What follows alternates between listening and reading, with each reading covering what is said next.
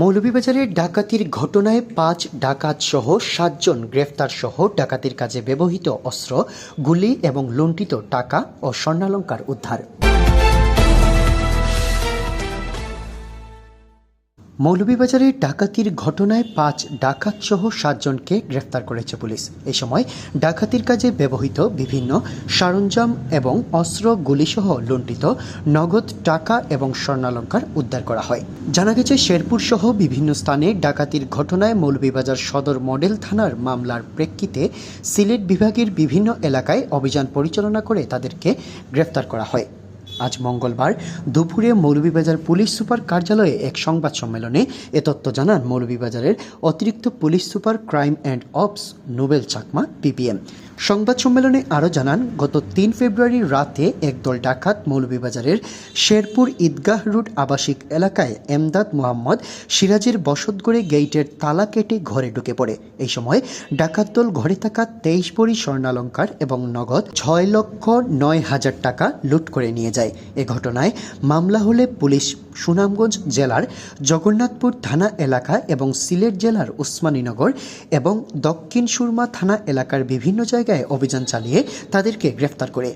গ্রেফতারকৃতরা হলেন সুনামগঞ্জ জেলার জগন্নাথপুর থানার কামরাখাইর গ্রামের ময়না মিয়ার ছেলে মোহাম্মদ রায়হান মিয়া, সিলেট জেলার বিশ্বনাথ থানার নওধার পূর্বপাড়া গ্রামের মৃত ইদ্রিস মিয়ার ছেলে আক্কুল মিয়া ওরফে আকুল, হবিগঞ্জ জেলার নবীগঞ্জ থানার পারকুল গ্রামের সঞ্জব উল্লার ছেলে মোহাম্মদ আফাজ মিয়া এবং সুনামগঞ্জ জেলার জগন্নাথপুর থানার কামরাখাইল গ্রামের মৃত সুজাত মিয়ার ছেলে মোহাম্মদ মনোর মিয়া, আশুক কুমার দেব, সিলেট জেলার উসমানীনগর থানার মোবারকপুর গ্রামের মৃত নূর মিয়ার ছেলে তুফাইল আহমদ তুফা এবং দীনেশ কর্মকার।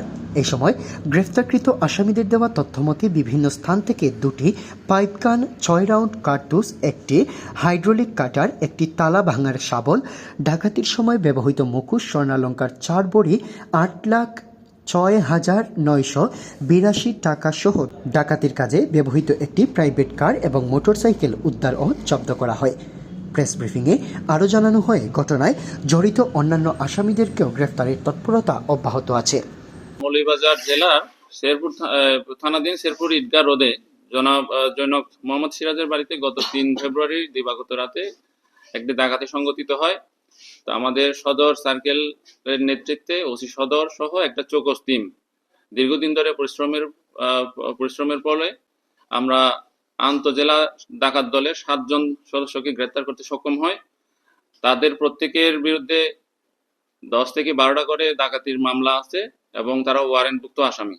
তো এর মধ্যে আমরা তাদেরকে গ্রেপ্তার করার পরে তাদের হেফাজত থেকে 2টো দেশীয় তৈরি 5 গান এবং 6 রাউন্ড কার্তুজ সহ ডাকাতির কাজে ব্যবহৃত বিভিন্ন সরঞ্জামাদি আমরা উদ্ধার করি এবং তারা যে লুণ্ঠনকৃত যে স্বর্ণগুলো যাদের কাছে বিক্রি করেছে সেই স্বর্ণকার 2 জনকে অ্যারেস্ট করার পরে আমরা লুণ্ঠনকৃত 4 ভরি 7 আনা স্বর্ণ এবং স্বর্ণ বিক্রয় লব্ধ যে 8,06,982 টাকা আমরা উদ্ধার করতে সক্ষম হই এবং তারা যে ডাকাতির কাজে যে গাড়ি ব্যবহৃত করে প্রাইভেট কার এবং একটা মোটরসাইকেল আমরা সেগুলো উদ্ধার করতে সক্ষম হই এবং আমরা তাদেরকে ব্যাপক জিজ্ঞাসাবাদ করতেছি এখন এবং তারা ঘটনা আমাদের কাছে স্বীকার করেছে তারা এই ঘটনার সাথে জড়িত ছিল। এবং আরো একটি ঘটনা, সেটা হচ্ছে গত 21 তারিখে আমাদের খলিলপুর ইউনিয়নের বাকরাই গ্রামে প্রবাসী আব্দুর রহিমের বাড়িতে একটা ডাকাতি সংঘটিত হয়।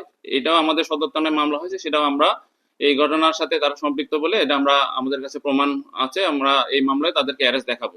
এই ঘটনায় আরো 2-3 জন ডাকাত বাইরে আছে, আমরা তাদেরকে গ্রেফতারের জন্য আমাদের অভিযান অব্যাহত রাখবো।